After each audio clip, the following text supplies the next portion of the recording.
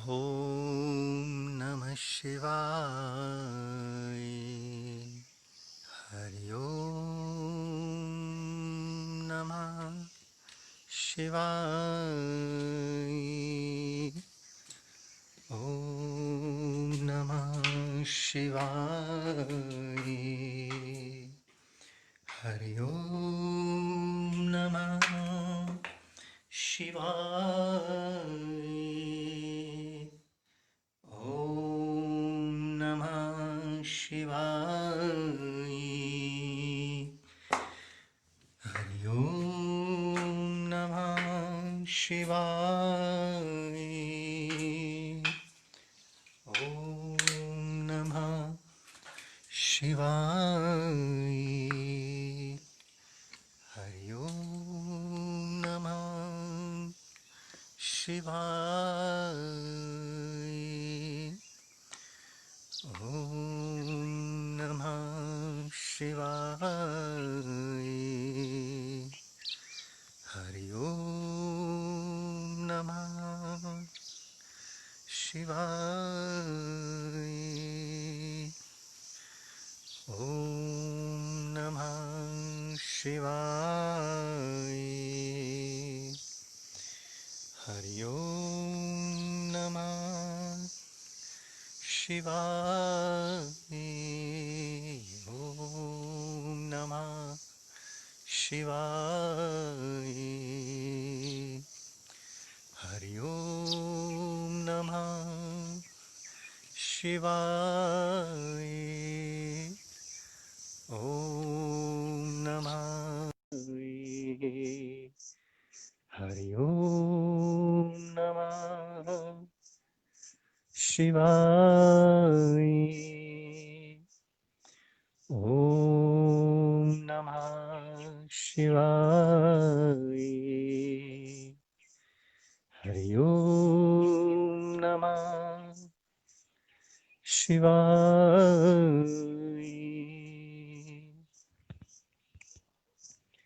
प्यारे मित्रों, प्यारे साथियों, सुबह की राम राम। ओम नमः शिवाय। आप सब कैसे हैं? आशा करता हूँ कि आप सब बहुत अच्छे होंगे, आनंद में होंगे, प्रभु की कृपा से बहुत खुश होंगे। बहुत सुंदर, बहुत सुंदर।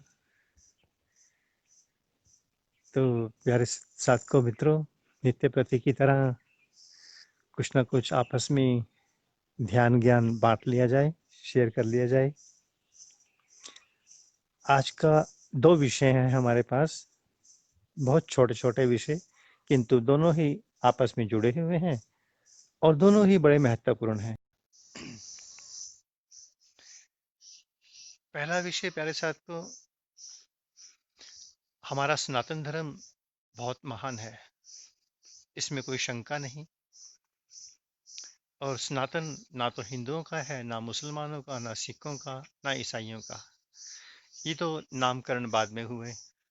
सनातन अर्थात जो सत्य पर आधारित है, सत्य जो अनुभूति होती है, जो जान लिया जाता है वही सत्य हो जाता है, और जो नहीं जाना जाता उसे हम अनुभूति नहीं कह सकते, ज्ञान कह सकते हैं। तो हमारा जो सनातन धर्म है वो ऋषियों मुनियों की देन है। उन्होंने जो भी जाना, जो भी अपने अनुभूति में उतारा, वही हमारे पास है। किंतु आज हमारे पास दृष्टि ना होने के कारण हम उस सत्य को जान नहीं पाते, समझ नहीं पाते कि हमारे संतों ऋषियों ने कहा क्या है और हम समझते क्या है। अब काल की गणना करने के लिए हम सभी ने, विज्ञान ने जैसे कैलेंडर बनाए वैसे तिथियां बनाई सनातन धर्म में। प्रथम, द्वितीय, तृतीय, एकादशी जो भी होता होगा।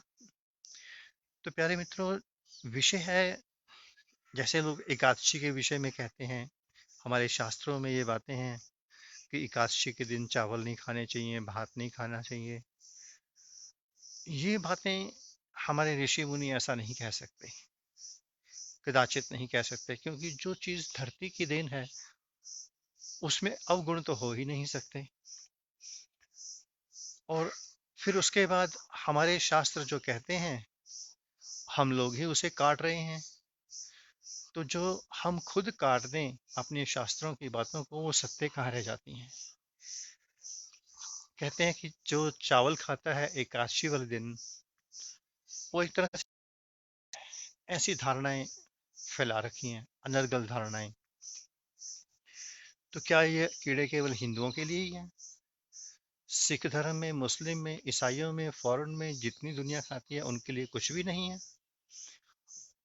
और दूसरी बात, उससे भी इम्पोर्टेंट, हम इस बात को भी छोड़ दें, हिंदू मुस्लिम सिख ईसाई ये संप्रदाय की बात छोड़ देते हैं, ऑथेंटिक प्रैक्टिकली बात पे आते हैं वैज्ञानिक तौर पर। एकादशी का व्रत ऐसा कहते हैं कि नारायण भगवान से जुड़ा हुआ है, नारायण भगवान से संबंधित है, विष्णु भगवान से संबंधित। तो हमारे जितने भी हिंदू धर्म के नारायण भगवान के मंदिर हैं, श्री जगन्नाथपुरी हो गया, श्री बद्रीनाथ धाम, या और भी जितने हैं, इन सभी मंदिरों में दोपहर का जो भोजन का प्रसाद है भगवान जी को जो चढ़ता है, वो डेली, एक दिन नहीं डेली, वो चढ़ता है भात का। भात का ही भोग लगता है भगवान जी को, और भात का ही भोग सभी में बंटता है, और बांटते भी पंडित लोग हैं। और जगन्नाथपुरी जी के बारे में तो एक प्रसिद्ध कहावत सारी सृष्टि में, सारे भारत में नहीं पूरी दुनिया में विख्यात है कि जगन्नाथ का भात जगत पसारे हाथ। ये हम नहीं कह रहे, ये दुनिया कहती है, हमारा हमारा कथन नहीं है। और सारी दुनिया उस भात को लेने के लिए बहुत दूर दूर तक लाइनें लगती हैं जब भगवान विष्णु को भात का प्रसाद चढ़ता है। ठीक वैसे ही, क्योंकि हम हिमालय में रहते हैं, हमें तो इसका अनुभव है, श्री बद्रीनाथ धाम में ठीक 11 बजे के आसपास भगवान बद्रीनाथ जी को, बद्रीनाथ तो विष्णु का स्वरूप है, विष्णु का ही धाम है, तो वहां भी प्रतिदिन एकादशी हो, द्वादशी हो या कुछ भी हो, वहां रोज दाल भात का ही भोग लगता है भगवान जी को। और उसके बाद वही भोग मंदिर के प्रांगण में बिठा करके सभी भक्तों, संतों, यात्रियों को प्रसाद वितरित किया जाता है, और सभी बड़े भाव से खाते हैं, और पंडित ही उसे वितरण करता है। तो हम इस बात से ये अर्थ लगा लें कि मंदिर के अंदर कोई भी पाप किया जाए तो पाप नहीं लगेगा। जिस तरह से बातें फैलाई हुई हैं एकादशी के संदर्भ में, उस हिसाब से यदि कहा जाए कि यदि हम मंदिर के भीतर बैठ करके चावल खाएं एकादशी वाले दिन, तो हमें कोई पाप नहीं लगेगा, और यदि हम घर जाके चावल खाएंगे तो हमें जरूर पाप लगेगा। तो ये बड़ी सोचने समझने वाली बात है। तो इस हिसाब से तो अगर हमें मंदिर में खाने से पाप नहीं लगेगा, फिर तो जो भी पाप कर्म करने हो हमें, हमें मंदिर में आकर ही करने चाहिए, क्योंकि मंदिर एक ऐसा भगवान का द्वार है, भगवान के सामने कोई भी पाप करेंगे पाप लगेगा ही नहीं। वहां कुछ अधर्म करो, कुछ भी करो, सब धर्म ही माना जाएगा। प्यारे साथ को, विज्ञान का युग है, ये रेलगाड़ी का युग है, बैलगाड़ी का युग नहीं है। एक समय था लोग शाम को सूर्यास्त से पहले भोजन कर लिया करते थे, क्योंकि सनलाइट रहते रहते ही करना पड़ता था, और सनलाइट चली जाएगी तो कोई विषैला जीव जंतु उड़ता हुआ भोजन में आके गिर जाए तो वो सारा भोजन विष हो जाता था, और उसके खाने से लोग मर जाते थे। युग बदला, प्रकाश आ गया, लाइट ही लाइट चारों ओर है, अब आप किसी भी समय खा सकते हैं। और हमने उसका विधान बना दिया कि सूर्यास्त के साथ उसको जोड़ दिया, जबकि हकीकत ये थी कि वो प्रकाश से जुड़ा हुआ था, सूर्यास्त से नहीं जुड़ा हुआ था। तो हम सब विज्ञान के युग में हैं, पढ़े लिखे हैं, समझदार हैं।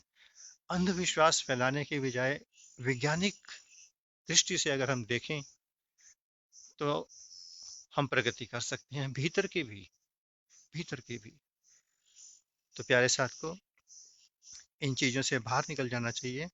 जिन लोगों ने, पंडितों ने ही ये बातें बनाई हैं, और पंडित लोग ही खिलाते हैं और पंडित ही बांटते हैं, मंदिरों में तो पंडितों का ही चलता है। तो थोड़ा सा हम कहेंगे कि जाग कर जिए। जगन्नाथ का भात जगत पसारे हाथ, श्री बद्रीनाथ धाम में 12 महीने, 12 नहीं 6 महीने खुलता है वो, तो 6 के 6 महीने भात का प्रसाद। तो वहां का पाप कहाँ गया, वहां का पाप कहाँ चला गया? प्यारे मित्रों, प्यारे साधकों, आप सनातन धर्म के अनुसार जिए, सत्य को प्रैक्टिकल वैज्ञानिक दृष्टि से देख करके जान करके जिए, इसी में कल्याण होगा। और दूसरा सूत्र नानक साहब के विषय में है, हम इस धरती पर जितने भी लोग हैं, हम जैसा बीजते हैं वैसा ही काट लेते हैं, ये प्रमाणित है, इसमें भी कोई फेरबदल नहीं है। कहते हैं नानक साहब को उनके पिताजी ने कुछ पैसे दिए कि जाओ व्यापार करके आओ। अब संत को जो व्यापार करने को बोलेगा, तो संत तो फिर ऐसा ही व्यापार करेगा जिसकी कमाई अंत अनंत काल तक चलती रहे। तो नानक साहब ने जो व्यापार किया, उन्होंने उस 20 रुपए से सामने से आ रहे साधुओं को भोजन करवा दिया। सब जानते हैं, कोई नई बात नहीं है। तो वही नानक साहब की जो कमाई थी, आज 500 साल के बाद भी आप पंजाब की ओर चले जाएं, हर गुरुद्वारे में आपको लंगर मिलेगा और वो कमाई चलती आ रही है। इसलिए उस धर्म से जुड़ा हुआ कोई भी भिखारी आपको सड़क पे नहीं मिलेगा। ये है नानक साहब की कमाई। तो हम सभी को कमाई ऐसी करनी चाहिए जो हमें सुख नहीं, आनंद प्रदान कर जाए, जो हमारे कई जन्मों के द्वार खोल जाए। तो हम स्वार्थी होके जीते हैं, और हमारी दृष्टि में स्वार्थ किसे कहते हैं? क्योंकि हम संत हैं, तो संत होने के नाते जो हमारी भाषा यौगिक होती है, जो स्वयं का अर्थ निकालना जान जाए, वही परम स्वार्थी है। तो प्यारे साथ को, अगर मैं स्वार्थी हूँ, स्वयं का अर्थ निकालना जानता हूँ, तो मैं अपने मित्रों का भी स्वार्थ हल करना चाहूंगा। और यदि मैं स्वार्थी नहीं हूँ, तो मैं अपने मित्रों से अपना स्वार्थ हल कराना चाहूंगा।